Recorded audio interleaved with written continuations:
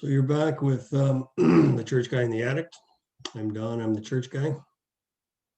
I'm Danny. I'm the addict. So Danny, we came right back in where this is a continuation of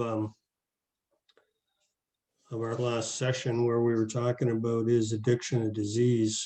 So this will be is addiction a disease part 2. We sort of got off on a few different tangents. We started with this guy's email asking us what frustrations the addict might have with the church guy and Christian people. Which led us into this is addiction a disease. Just a little review there. You did you talked about the big book of Alcoholics Anonymous and how, it was determined that alcoholism is a disease. But you were so when we finished up the last session, you were talking about church people maybe being a little bit phony. Mm-hmm. And I say that with no offense at all. I'm just saying that in the program of it's a pretty offensive thing to say, Dan. Well, I think saying to someone who's got an addiction that use your willpower, because I'll simply put it like this to you, Don. The next time you have diarrhea, use your willpower to make it go away. Ain't gonna happen. But you can try as you might. It's not gonna happen. So what I was trying to allude to, though, was that, addiction is real. It's real. And people who have addictions, let's face it, have trauma in their life. And that's what washes away their trauma. Just like someone who has an eating disorder, that's what washes away their trauma. I was thinking while we were off that I know a person who's a hoarder. And in talking with their doctor, it makes perfect sense why she's a hoarder, because she's estranged from her family. She grew up in the Depression.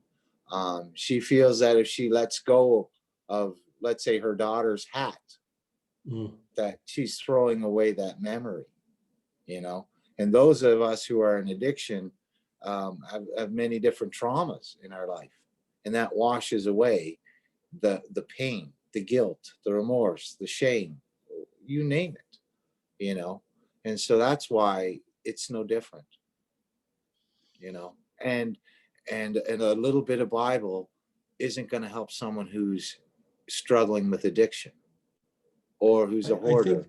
Danny, I think that's a pet peeve of yours, that that Christians and church people like myself tend to point people to the Bible instead of pointing them to an AA meeting or the big book of Alcoholics Anonymous or a 12-step program. Is that accurate?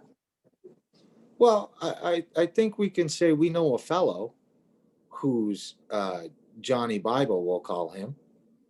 And how long now has he been struggling with the same thing over and over and over again? And he refuses to read the book of Alcoholics Anonymous, but yet continues to read the Bible, but yet can't stay sober. Well, actually, we've known more than one person like that. Oh, no, but I'm just saying, using him as an example for what we're talking about right now. Yeah, okay. Because there's even some Christian programs that that don't use the 12 steps. They want to use different, praying over people, laying hands on them. Oh, that happened to me, Don. I had a priest one time pray for me. And I went out to my car and I did what I had to do right after he was done praying for me. Yeah. So I mean that was all good, and my heart and thanks go out to that priest, but it sure didn't do anything for me 10 minutes later.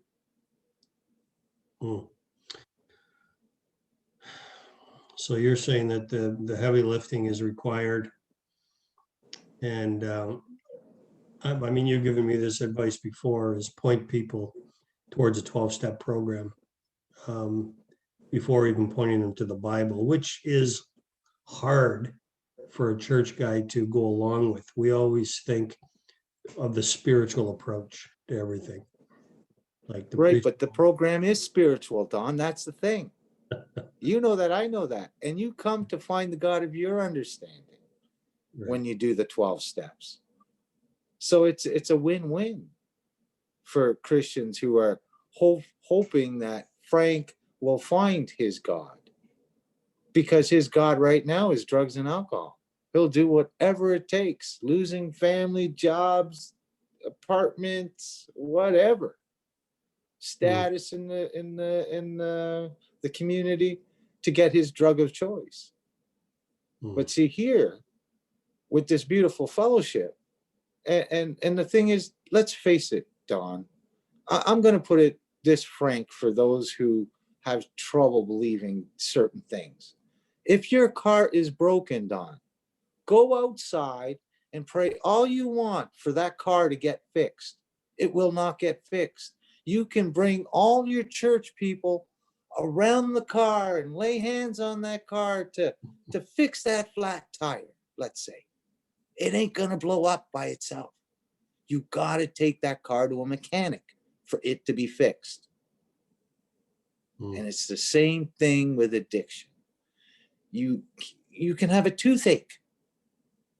Go to the dentist. Same thing with addiction. You got to send people to the right place.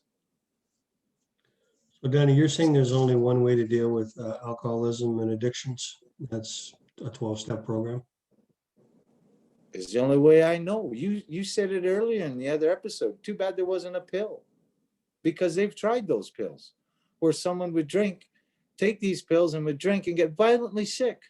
Antabuse, it's called. They stopped doing that now because they realize those who are alcoholic honestly think that if I have this drink, it'll make me feel better. And they drink and it makes them violently ill, but they were still drinking. And I have nothing against Christians because I'm a Christian. Yeah. But what I'm trying to say is, send the problem where the problem needs to be resolved. If you're an alcoholic, go to AA. If you're a gambler, go to GA. If you're a sexaholic, SA. You know, there's places for people to go. And I mean, just think about it today. Out of all time on earth, we look at mental illness today, right? And it's something. I'm watching the hockey game and they're talking about it. You know, it's not just shoved on, oh yeah, if the people would just start thinking right and blah, blah, blah, everything would be. No, it's right out in the forefront today. Yeah. You know, so what do we do? Give the guy a little bit more Bible and keep him off his medicine pills to equalize his brain? Because that's what he needs. He needs those pills to equalize his brain. You know what I mean? So, but you'd still accept a balance between, I mean, the person can still practice Christian practices and go to church. Why and read not? the Bible. Why not? But the thing is, Yeah. That's the second resort. The first resort is, let's clear the problem, right? The problem is the car is broken. The first resort, we got to take that car to the mechanic, right? I mean, we can have all our church friends pray over this car. It's not going to start running, Don. This is what I'm trying to say. And this is what I'm hoping our viewers who are a little skeptical about, you know, maybe Johnny needs a little more Bible. No, maybe Johnny needs to get sober. And when he gets sober, he makes his connection with God. And see, because I don't go to church because I'm afraid to go to hell, Don. I go to church because I've already been there. I go to church to enrich my spirituality. That's why I go to church. You know, and you're right. It does offend me to say, you know, well, your car's broken. Well, let's just pray on that. It's not going to fix the car, Don. We can pray for 7 years. It's still not going to fix the car. Well, I'd say that. So you kind of, I guess in a way you did answer this fellow's question. The question was I'm a church guy, Christian, and I've been in a relationship with several addicts over the years. what are the frustrations that a person in recovery might have with me. I guess, just sort of identifying with this guy, and I have known this about you anyway, Danny, is that, like you say, prayer is great, but you got to deal with the problem, the addict, the addiction, the alcohol problem, in a manner that's going to be effective. And a lot of church people will, go, well, let's say, I'll pray for you, or let me pray for you right now, which I don't think there's anything wrong with that. But I don't either. we should also then include, let's go out and pray beside the car. Pray that the car fixes itself, but let's pray that we find a good mechanic, and then let's call a tow truck. And that's, if you think about it, Don, that's really how faith is. Like, let's say I'm in a new town, my car's broken. I talk to you and you say, oh, I know this really good guy, Frank, who fixes cars. The price is reasonable. He does great work. He stands behind his work. So I don't know. I'm going there faithless. I don't know. So I bring my car to the guy. My car gets fixed. The price is reasonable. Yeah. So I had faith in you. Now I have faith in the mechanic. And guess what? The price was reasonable. The car runs right again. My Yeah. God. Yeah. And that's kind of like the program of AA. And for those who have no faith, they can go to AA and think, well, I don't know. Well, it worked for a guy like me. Well, maybe if it works for a guy like Danny, maybe it might work for a guy like Sam. This So is Sam tried. it's interesting though, Danny, because we're talking about mental health, and it has a certain stigma about it. Mm-hmm. And alcoholism and addiction has a stigma about it too. And I think as Christians, we have some teaching to do to people in the church, to educate them on the benefits and the value of sending people to AA, to actually begin to speak that language. Like, I'm going to pray for you, Danny, but I want to know that you're going to a meeting tonight. If I call you tomorrow, I want you to tell me which meeting you went to, or now in this case, what Zoom meeting did you go to? Because those are the things, like, if you keep praying for somebody and then the guy's got a toothache, but he never goes to the dentist. Exactly. It's frustrating to say, well, look, I'll pay for you to go to the dentist if you haven't got the money. But in this case, there's no excuse because AA is free. But if we're all singing from the same songbook, then, we're sending the message to people that are in recovery that the church is great and we want you here. We're going to pray for you and support you, but we're also going to ask you, what step you're on in your program. What step are you working on out of the 12 steps? And the other thing, Don, is please don't get me wrong. I truly, truly, truly, from the bottom of my heart, believe that there's a lot of power in prayer. Okay? So please don't think I don't think that. I believe that. But with that, though, there's got to be some action. For instance, if I'm driving down the road and there's a big turn in the road and there's a big cliff, I can pray all I want. God, help me make this turn. God's going to depend on me to turn that wheel so I can make the turn, drive according to the speed limit, of course. So what I'm saying is there's things that I need to do for me to not go off that cliff. Just like in recovery, there's things I need to do for me to stay recovered. There's things I need to do. For instance, if I have a job, there's things I need to do to keep that job. Yeah. Right. I got to go to work every day. I got to work really hard. I got to do what I got to do to make my supervisors happy with me, my fellow coworkers. I can't be the greatest guy at my job and be mean to everybody else around me because I'm not going to have that job. So there's things I need to do in my life to be successful. And that's the way recovery is as well. There's things I need to do to be successful and stay recovered. Yeah. And praying every day is one of them, Don. So let me just throw that out there. I have a devotionals. I read from 4 different devotionals every morning and I pray. And at night I give thanks. So basically, you're correct. It's an action. Recovery is an action word. So And Danny, without it, you could do this, you could do this all by yourself. You could be the church guy and the addict. meaning, I don't understand what you're saying. Well, you don't need Oh, me. oh, oh. You're the Oh, church guy and an addict. but I do need you, Don, because then I'd be talking to myself. You know what it is, Danny, is that people are always looking for the easy way out of everything. It'd be Exactly. like, how can you lose weight? You got to lose some weight. Well, you can, you'd like to go to your doctor and have a prescription for weight loss, or you can start eating properly and start exercising. But there And must be, just think about it, Don. Hold on. Just think about it just for 1 second. Just think of all the people you know who've lost weight. yeah, What did they do? They started eating right. They started exercising. They started doing things. They didn't just sit on the couch and stop eating bonbons yeah, and eating celery all day long. They were doing things to accomplish that. yeah. And by the way, Don, I can't do this by myself because you are the one who had the great idea to do this to help others. So I want people to know that, you Well, know. thank you, Danny. So and not only that, this is a passion for you as much as it is for me. So there's Yeah. no Batman without Robin. That's right. And I think this is something you and I have been dealing with for a long time. We've, been helping people, and because both of us are connected to the church, we feel some of the same frustrations.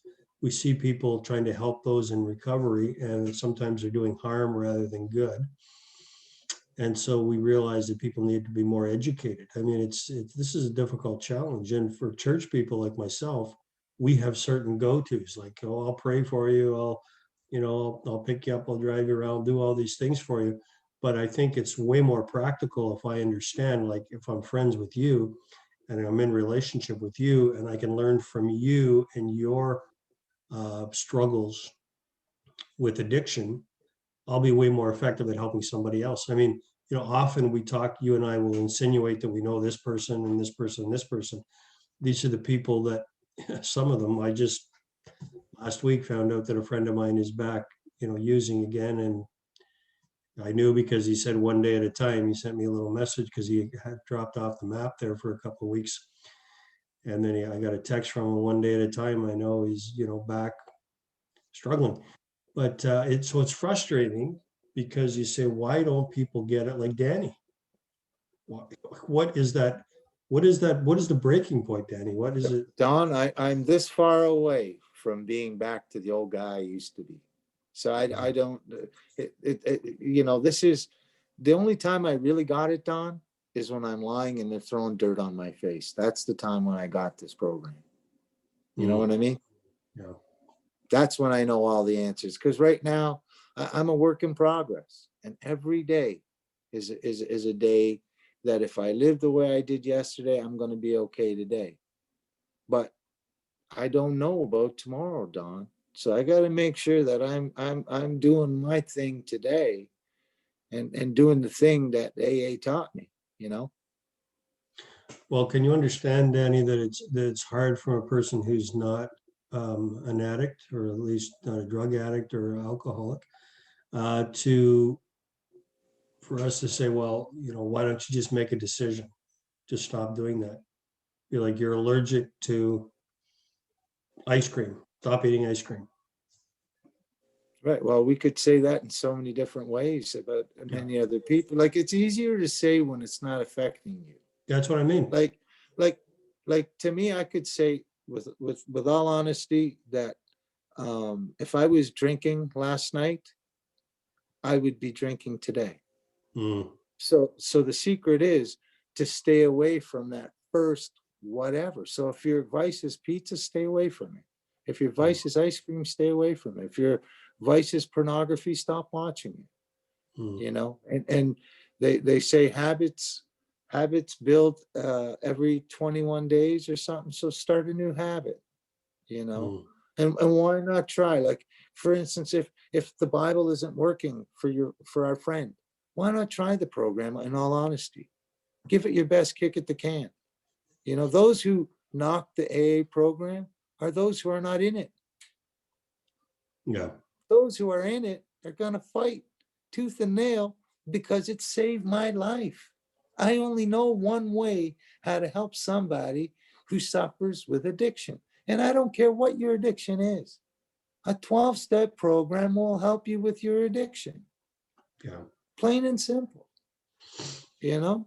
Well, Danny, I think we're going to have to do, the 12 steps. Yeah, like we talked about doing this as a separate discussion, go through the actual 12 steps, maybe 12 different videos, maybe shorter videos discussing each one of the steps, so that, because like even for me, it's difficult, it requires some understanding. Why is it important to do an inventory of your life, for example? That's one of the steps. Why is it important to have gratitude in your heart? Like, so I think we've talked about this before, but I think, it's a direction we should probably go in. I think it'd be helpful for people, especially since, I mean, you're telling me that the program is the only way to get people out of their addictions. It's the only way I know. Yeah. If there was another way, I'm sure there would be something else, but there's not. Like all over the world. I mean, this book I have beside me is written in every language because it affects everybody. It doesn't matter what your financial status is, doesn't matter the color of your skin, doesn't matter your religion. And that's the greatest part of this fellowship. It's inclusive. So whether you believe in whatever, it's the God of your understanding, which is beautiful. I mean, who would have thought since 1939, or sorry, 35, when AA started, to make sure that you put the God of your understanding, not a Christian God, but the God of your understanding. Well, I think we did. That's a big subject for Christian people, but we discussed that. But if you think about it, Don, there's so much wisdom in that. We didn't say a Christian God. Okay, well, that's discussed in our chapter 8 of our discussions. We called it the two elephants in the room, and I think we talk about, because I stand on the fact that the faith in the God that I understand is the God that can help you. And I think you feel the same way, but you want people to move into a faith structure by believing in something. Well, you know what? If you don't believe in a power greater than yourself, go run down the road naked right now, and you'll see what power greater than yourself is going to put you in handcuffs, okay? I'll put it to you that way, and that's how it was put to me. Okay. You got to believe in some power greater, because you know what? Drugs and alcohol was all I lived for. You could take away my family, my kids, didn't matter. I needed drugs and I needed alcohol, plain and simple. And I did what I had to do to get them. Yeah. Where today I have a different view in my life, because I have enclosed myself. My phone rings primarily from those of us who are in recovery. Right. And then there's lots of Christian people who call too. Please don't get me wrong. But what I'm trying to say is my life, it's like, and we have a saying in AA that you hang around the barbershop, you're going to get a haircut. You hang around the bar, you're going to start drinking. You hang around people that are using drugs, you're going to start using drugs. You got to hang around with people that are healthy people that bring you up, Yeah. Well, that's where us church people, I guess, can be of service, is that we can help and support and be a friend. But I think we have to be directing people in the right direction. And I mean, I always direct people to the 12-step program, but I'm constantly met by people who don't like the program and don't want to go that way. But let me ask you this question: those who don't like the program, are they happy, joyous, and free, and are they living sober? Just that simple. Are they happy people? Are they sober? Do they remain sober?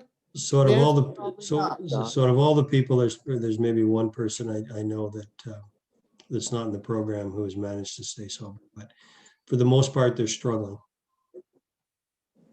And we're all out of time. There you Dan. go. We're all out of time. All right. Okay. But that Till was a next great time. discussion. Look forward to seeing you again. And for those of you who have questions for us, for either myself or for Danny, send us an email at thechurchguyintheattic@gmail.com. And I just want to say thank you to Bill for sending that question in. Yeah, thanks, Bill. Appreciate that. Okay, Danny, have a great day. God bless. You too. Yeah. Bye-bye.